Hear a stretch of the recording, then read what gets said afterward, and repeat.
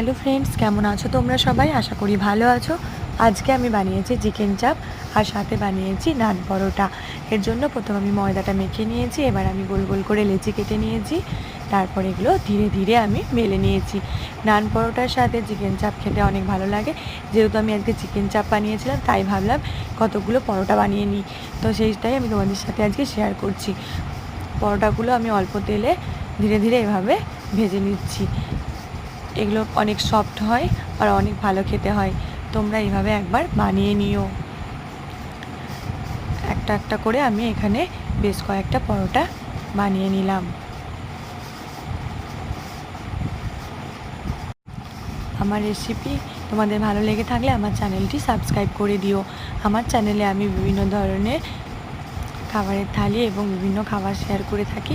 এছাড়া বিভিন্ন ধরনের রেসিপিও শেয়ার করে থাকি।